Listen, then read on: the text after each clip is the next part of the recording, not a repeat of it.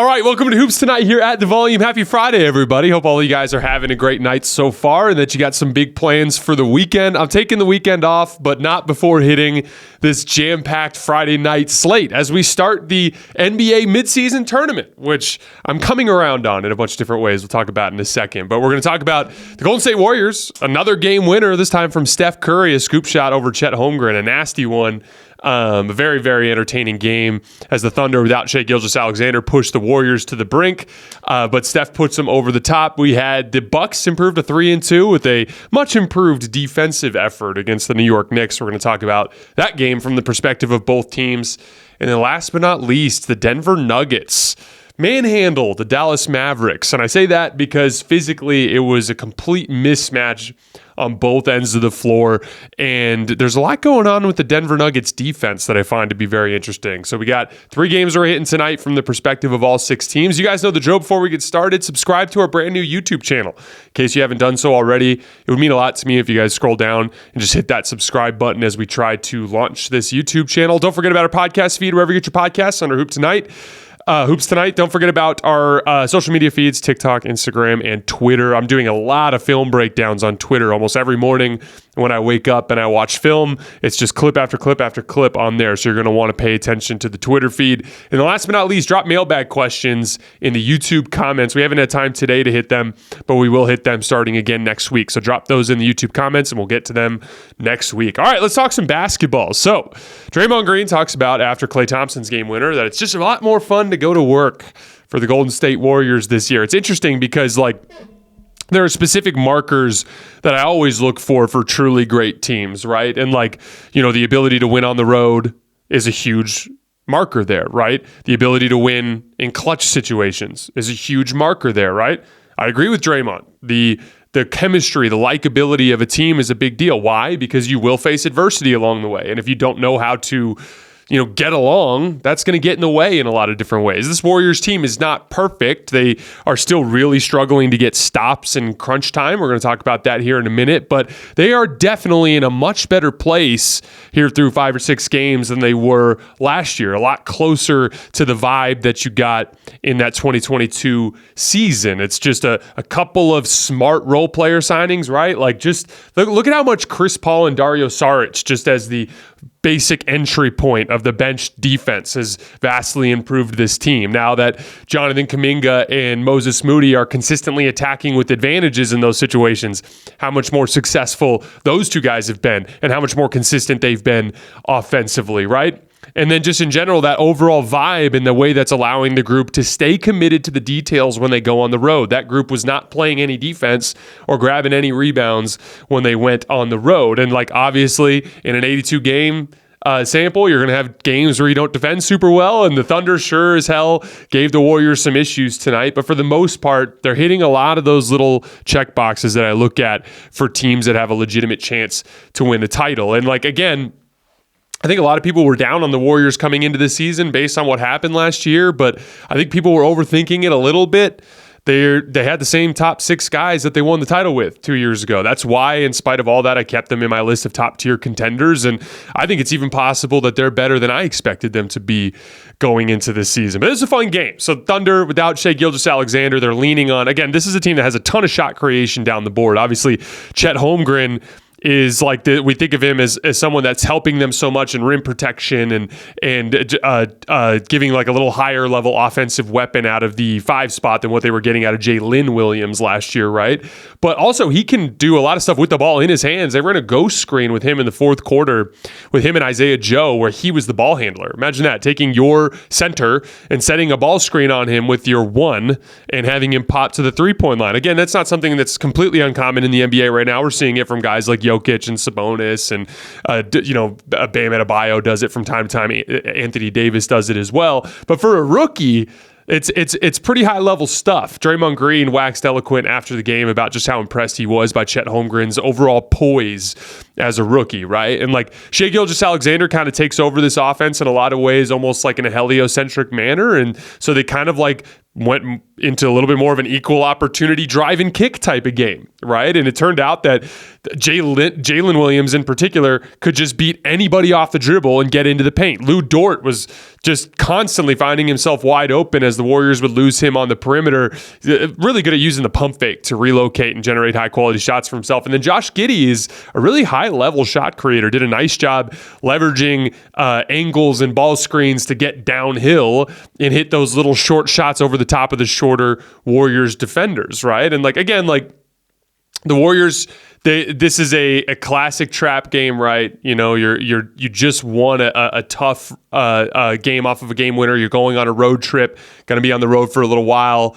You end up in Oklahoma City, a tough game, and the young kids are playing hard, and Shai Gilgeous-Alexander's out, right? So, you're not taking the game as seriously as you might normally do, and they give you a bunch of trouble, but you just have to execute down the stretch to win the game. And there were 3 possessions down the stretch that the Warriors executed perfectly on the offensive end to pull out the win. There was a Steph split in pick and roll when he went down the lane. Probably could have got an and one with his little up and under layup. The classic Draymond fake handoff where he fakes the handoff to Steph, it goes downhill, draws that rim protector, throws the lob pass to Gary Payton at the rim for the layup. And then on the final possession, don't mess around, don't bring a ball screen because that allows the defense to double team you more easily. Even though Lou Dort's an excellent perimeter defender, Steph has a better chance of beating Lou Dort one-on-one than he does any other combination of 2 players because inevitably they're going to end up trapping or blitzing in that situation anyway. And so Steve Kerr leaves Steph on an island and just beats Lou Dort with a basic isolation move to his right, gets downhill, sees Chet coming, and I didn't screen, somebody else screenshot, I retweeted it, but there's a picture on my Twitter feed of the ball at the top of its arc as Chet Holmgren is fully extended up to block the shot, and it's literally just barely over his fingertips. And I can't get over how insane it is to be able to have the touch while also making the adjustment to the arc to deal with the shot blocker. As he's going downhill in this hectic last possession situation, he's making a calculation about how high he needs to shoot this scoop shot while also making sure he has the touch on it to get it into the basket. Just an unbelievable play from Steph Curry, who continues to just be playing at, in my opinion, the highest level I've ever seen Steph Curry play at least on the offensive end. And maybe he isn't as quick as he used to be or something like that, but I haven't seen any sort of tangible difference in his speed. And if anything, he's stronger, which has made him a more impactful defensive player. And the offensive command of the game is at a level that I've never seen from Steph Curry. I think he's peaking right now. And that's good news for an exciting Warriors team that's suddenly getting really big production out of a bunch of places that you wouldn't expect it. Right? Like Jonathan Kuminga and Moses Moody are both playing really good basketball this year. Chris Paul can't make a 3-point shot to save his damn life and is still doing a great job running that bench unit. Dario Saric is going to struggle with rim protection, and that bench unit did not defend as well as they normally do in tonight's game. But again, the whole team didn't defend super well in tonight's game. But outside of a couple of handful nitpicky things, a lot of things have gone really well in terms of the offseason tweaks that they've made. The goaltend call. I thought it was ridiculous that anybody thought that the basket should have been overturned. To put it simply, it's just a matter of what you would do in any sort of normal basketball game, right? Did Steph make the layup? Yes, unquestionably. I saw a lot of people on Twitter saying you never know what could have happened if the rim wasn't, vibrating differently because Draymond hit it. And it's cut the shit, man. Steph made the layup. That was going in.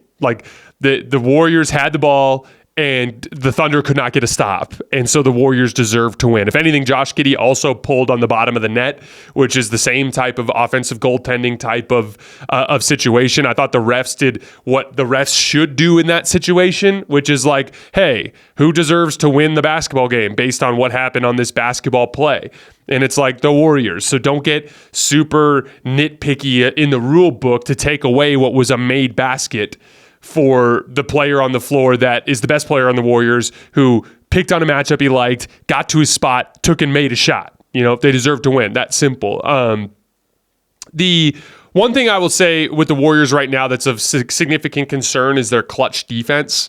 We talked about this after the Klay Thompson game winner, but they're consistently giving up baskets when the game's within 5 with less than 5 minutes left. That's something that they're going to have to figure out. A lot of it's execution related. Like Steve Kerr went with an offense-defense sub situation at the end of the game, basically bring in Chris Paul, and I think it was either Chris and Klay or Chris and Steph, I can't remember, but I think it was Chris and Klay. And then he would bring in Kuminga and Wiggins for those two and just kind of sub them in and out for offense-defense subs, right? And there was a play out of a timeout where they bring Mark Dagenal sets up just a basic back screen action for Lou Dort, and Wiggins and Kuminga just botched the switch. And you're like, what's the point of doing offense-defense subs if your best perimeter defenders are going to come in and just not do their jobs, right? I thought Draymond Green had a mistake that he made on the defensive possession against Chet, like the one at the top of the key where Chet kind of sort of ran him over. Like Chet catches the ball on the perimeter, and Draymond's being super physical with him, and they're not calling it. Because in general, Draymond gets away with a lot of physical contact, and like in that situation, in a late game situation, they're probably not going to call it, which is smart, right? Like be physical there. You want to play physical defense in crunch time because you're more likely to get away with it there. And in most cases, like I said, most cases the refs are going to be hesitant to blow their whistle, right? Well, Chet kind of makes a move downhill, and again, Draymond, just hold your ground and keep playing that physical defense you've been playing. As soon as you flop, you make the ref make a call, right? And so Draymond flops, which then forces the ref to blow the whistle. It's like a 50-50 call. He decides to give the blocking foul, right? And then when you go to the monitor, there's definitely not enough to overturn it because it's a 50-50 call, right? And so you put yourself in that predicament, and then Chet gets 2 free throws. Like, just hold your ground, play solid defense, keep being physical. Chet probably turns it over there or misses because you're playing physical defense on a player who's really thin, right? So, again, the defensive execution down the stretch of these games for the Warriors is something they're going to have to figure out because they've had to play damn near perfect basketball to get out of these last couple of games. And again, there's a version of this where Klay misses that shot, where Steph misses that shot, and things look a little bit differently. A win is a win is a win. I'm not trying to undercut it, but there's always areas for opportunity. And for the Warriors right now, their crunch time defense is a problem. It comes down, for the most part, to perimeter defense. And that kind of was a issue throughout the game. They're just really struggling right now to contain slashers, and Jalen Williams is a big, strong athlete who can beat people off the dribble, right? And that's the kind of matchup that will give the Warriors problems from time to time. And they obviously struggled at the end of the Kings game with that, right? Like Malik Monk, just a hard rip through on Gary Payton to get all the way to the rim for a layup. And, again, a lot of that's execution. That's Gary Payton. That's one of your best perimeter defenders. Just has to do a better job, right? That's, Kuminga and Wiggins on that botch switch. Those are 2 of your better perimeter defenders. They just got to do a better job. That's Draymond Green flopping on Chet Holmgren. That's the best defender on your team. He's got to do a better job. And so as a team, that's the exciting part, is they're in a really good spot, and they still have a lot of things that they can get better at this point. I thought it was interesting, too, that Draymond talked about the two-way guys, or the guys that went down to play with these Santa Clara Warriors, Trace Jackson-Davis and Brandon Podziemski, and not having those guys in the locker room, he said, was kind of something that sapped the team of energy. And I thought that was really interesting because I would agree. Young guys, young athletes are a great way to counter when an older team is struggling to deal with a younger team on the road. On the Thunder front, I thought that was a great example of just how exciting this team can be. Draymond talked a lot about how impressed he was by Chet Holmgren, just not making rookie mistakes, and specifically referred to him as a problem. Jalen Williams is kind of in the weirdest spot on this team from the standpoint of usage because Chet's involved in most of the screening actions. Shai Gilgeous-Alexander's getting all the shots. Josh Giddey's basically your second side creator, right? And so a lot of times Jalen Williams is kind of an ancillary piece, and you got to see tonight what he can do when he has the ball in his hands for a larger portion of the game. And that is, he's a great athlete who can beat people off the dribble and create his own shot. And Jalen Williams is a very, very good passer for a young wing. It's funny, I've always referred to him as Jaylen Brown with the ability to pass at a higher level. That's kind of the ceiling that I see Jalen Williams being able to reach. That was a fun game. Again, a tough matchup with the Warriors without Shai Gilgeous-Alexander. The Warriors are a great schematic half-court defense that are going to try to take away the things that make you comfortable, but you were able to win with brute force advantages. Josh Giddey is truly gifted at scoring over the top of shorter defenders, and that little pop shot and hook shot that he has in the lane is a real weapon for them right now. NBA fans, the wait is over. Basketball is back, and DraftKings Sportsbook, an official sports betting partner of the NBA, is celebrating with an unbeatable offer. New customers can score $200 instantly in bonus bets for throwing down $5 on the NBA. Win or lose, it doesn't matter. You'll start the season with an instant dub. And with DraftKings parlays, everyone's got a shot at an even bigger basketball win. String together multiple bets from the same game or build your parlay across multiple games for a shot at making your payday even sweeter. Basketball's more fun when you're in on the action. Download the DraftKings Sportsbook app now and use code HOOPS. That's HOOPS. New customers can get $200 in bonus bets instantly for betting just $5. Only on DraftKings Sportsbook with code HOOPS. The crown is yours. Don't miss the action this weekend when the NFL heads to Germany for the Frankfurt games. These games will air on the NFL Network. I'll be watching and stream on NFL Plus. Again, streaming on NFL Plus. For a limited time, Verizon customers can get Netflix Plus, NFL Plus for just $25 a month with Plus Play. That's $120 in annual savings. Plus Play is a platform where Verizon customers can shop, manage, and save on the subscriptions you already have, like NFL Plus. With NFL Plus Premium, you get access to games on mobile, NFL Red Zone, NFL Network, which means you can catch the Frankfurt games and more. Just go to verizon.com/NFL. Save before the games. $120 you can save annually. Hurry, this offer ends soon.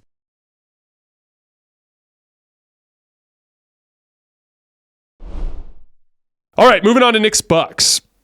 So it's funny because the Bucks have a much better defensive effort and they win, and all the talk surrounding after the game, it's like, oh, well, they sat Brook Lopez in a deeper drop coverage. And I, for those of you guys who haven't seen it yet, I did a huge deep dive on the Bucks and their defensive struggles coming into tonight's game. You can find that on our YouTube feed just a little bit further back. Actually, it should be the video right before this one. But like I kind of feel bad for Adrian Griffin in a lot of ways because he's the latest victim in a long line of people that I've seen fall into this trap where it's like, as soon as your team starts playing poorly, you blame the coach. It's like it's the most, recurring theme from fans that I see, covering the NBA. Like, I saw it with Frank Vogel when he was with the Lakers. I saw it with, I've seen Warriors fans do it with Steve Kerr. I still to this day see Warriors fans complain about Steve Kerr on Twitter nonstop as if he's not one of the 2 or 3 best coaches in the NBA.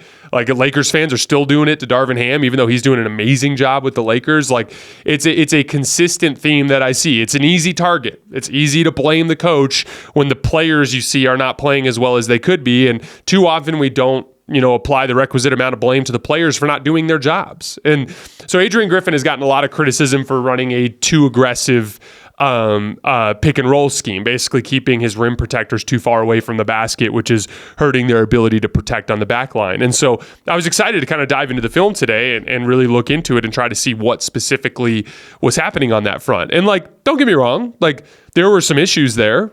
There were several possessions that I saw where Brook Lopez or Bobby Portis in particular were too far away from the basket in pick and roll coverages and not in a position to protect the rim.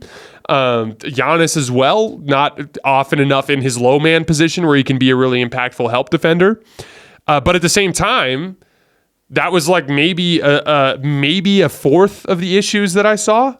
The vast majority of the issues that I saw were guys were just doing a bad job. They were just playing bad basketball. And like, there's video of this. I did a whole thread on my Twitter feed. So at _JasonLT, you're going to find a full Twitter feed of all the clips that I put together of the Bucks defense. But like, the point of attack guys were dying on screens too often and not competing on the glass in particular.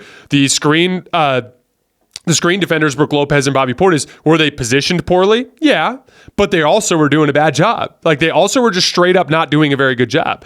The help and recover backside guys, not doing a good job in terms of making the right decisions for when to commit to helping on a drive versus staying home with the shooter, either helping too far off of a good shooter or staying home off the ball when they should be helping.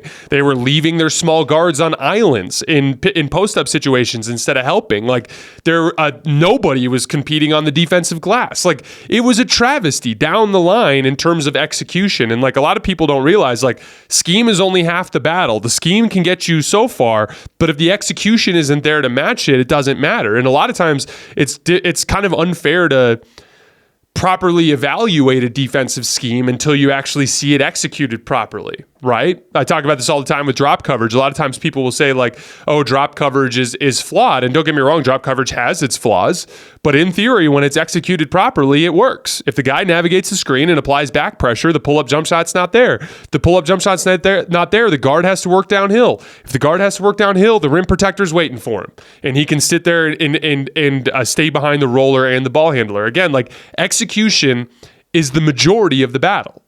And like, did Adrian Griffin make some adjustments today? Yeah, he did. Lopez was sitting further back around the rim. And what did he have, 5 blocks in this game? Like, definitely a smarter defensive strategy for this particular team, right? Especially against a New York Knicks team that doesn't have a lot of pull-up shooting outside of Jalen Brunson, right? So like, I get it. But at the end of the day, also, everyone just did a better job. Dame's been getting cooked all over the floor all season long. But he finally sat in a damn defensive stance at the end of the game and slid his feet and got a stop on Jalen Brunson. He got a huge steal on Jalen Brunson on a dribble handoff too. Like, Dame is capable of being a much better defensive player than he's shown to this point in the season, right? Just in general, it was a much better effort from the Bucks. And so again, like, Adrian Griffin is just a coach trying to figure out what works for his team.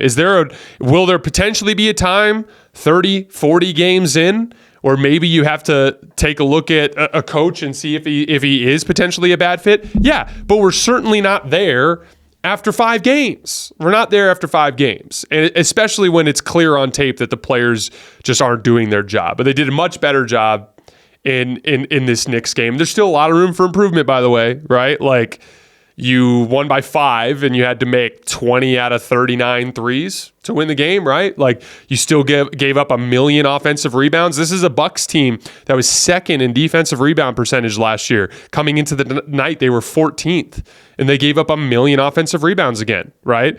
The crunch time offense. If it wasn't Dame getting to the foul line, there wasn't a whole lot else there, right? Dame got a bucket on a back cut, and he had a really nice 3 on a catch and shoot coming off of a screen. But for the most part, they looked a little stuck in the mud offensively. There's still some issues with the Dame Giannis pick and roll where, like, Giannis, for whatever reason, is like picking and popping to the top of the key.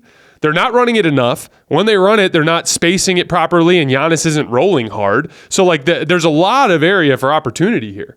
Dame is still, not quite in full rhythm where it feels like his Dame is like really in full rhythm when he's hitting, when he's consistently getting 7 and 8 threes in a game, 2 or 3 times a week, right? Like, that's the Dame when Dame Lillard is really there. He kind of has been closing these games with savvy in a lot of ways, right? Like, he identified that the Knicks were in the penalty early in the fourth quarter and just started putting a lot of downhill pressure to try to draw fouls and kept getting to the free throw line. Like, he's a heady basketball player, really good half-court basketball player who's going to find ways to impact winning.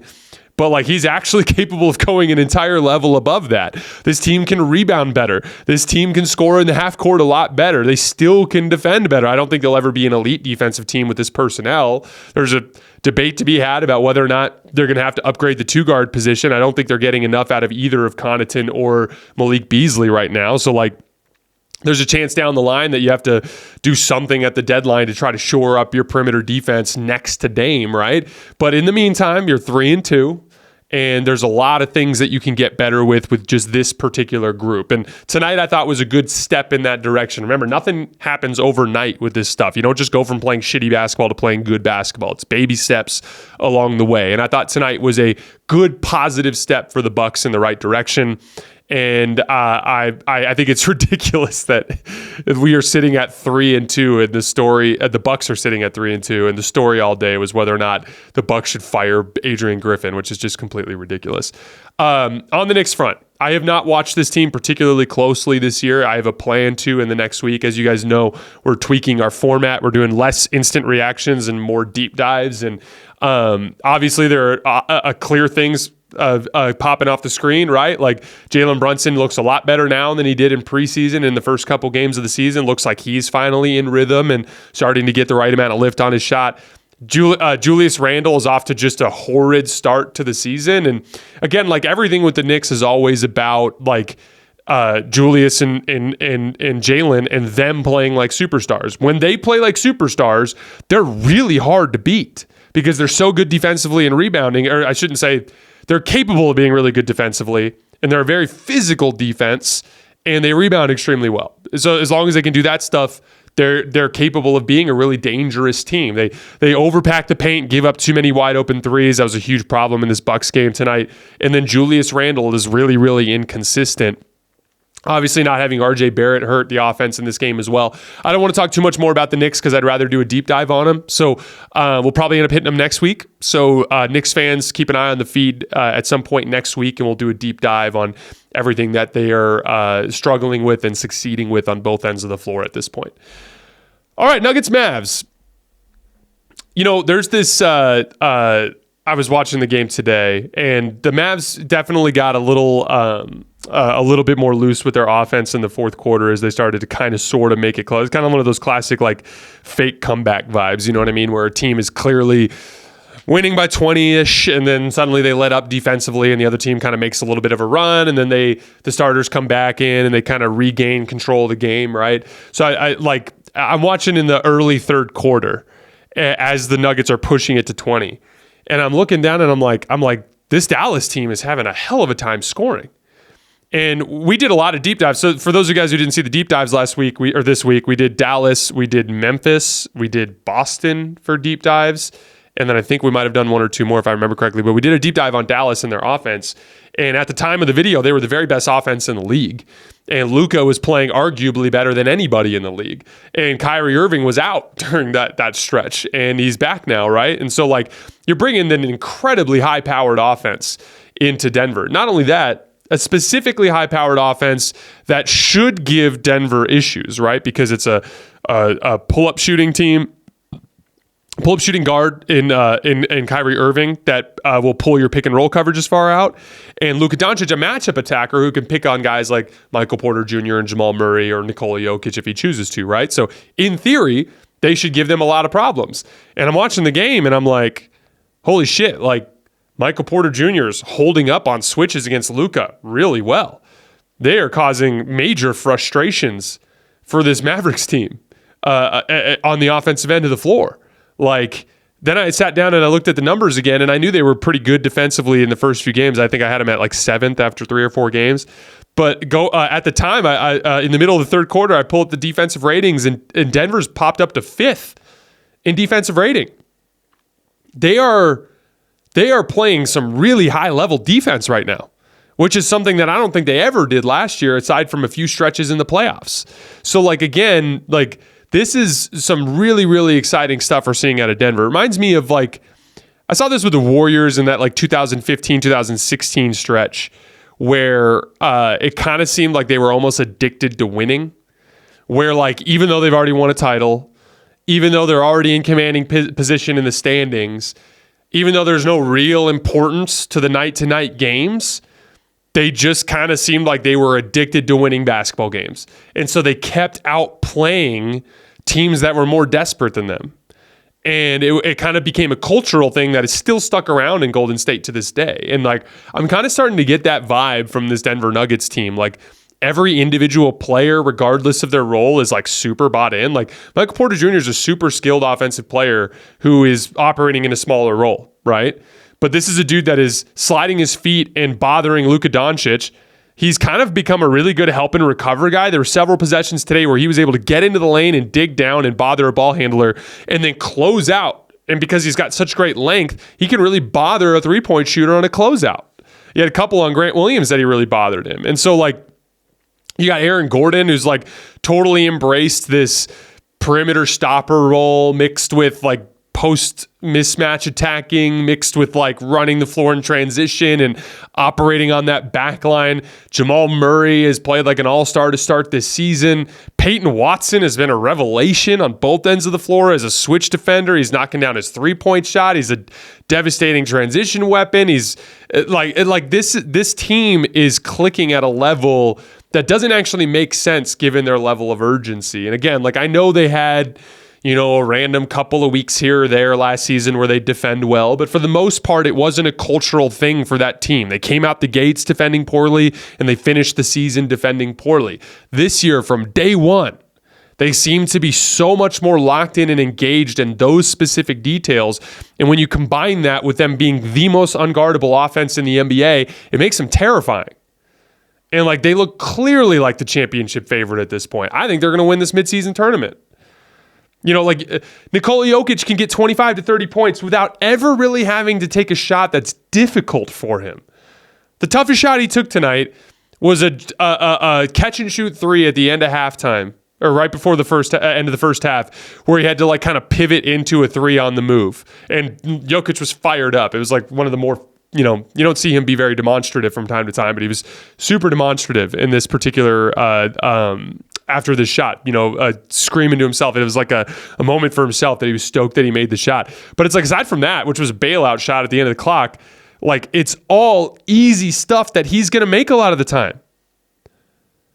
That's how we like the ability to get 25 to 30 points without ever really having to go off script on offense and just basically be the fulcrum. But all the shots you get in the offense are shots he can make at a 65, 70% clip. So you keep looking up and it's like, oh, once again, Jokic, 12 for 14 from the field. And you're like, what the hell are we doing here, man?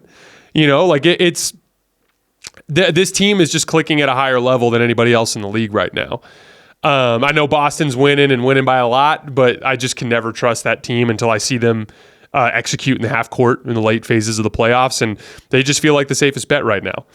On the Dallas front, it really is this simple to me. Your transition defense was trash. That's ridiculous. You're too fast to get outrun up and down the floor by that Nuggets team. That was a lot of it was Luka. Luka kept making bad plays on offense and then bitching to the refs instead of running back.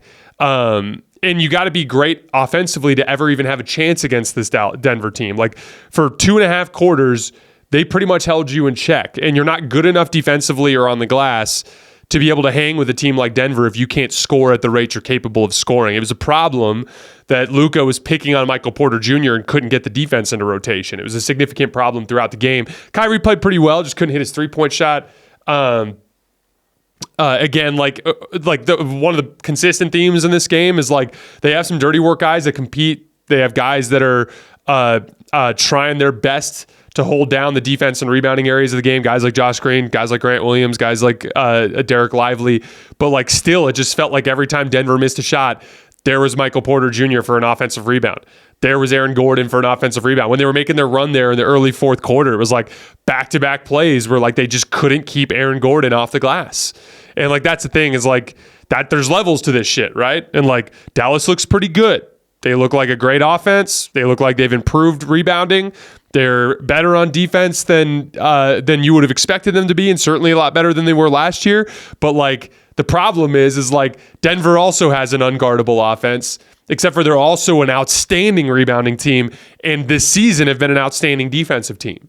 And that just goes to show you that like as good of a job as they've done to try to kind of reconfigure this roster around Luka and Kyrie, like there's still a whole other level they need to get to be able to compete with the top teams in the league. But again, they've been awesome through 4 games, so I don't want to overreact to one game. I was a little disappointed in Luka Doncic tonight, though. I thought that he would have done a better job picking apart that Denver Nuggets offense. All right, guys, that is all I have for today. As always, I sincerely appreciate you guys for supporting the show. We're going to take the weekend off and be back on Monday to break down several games from the weekend.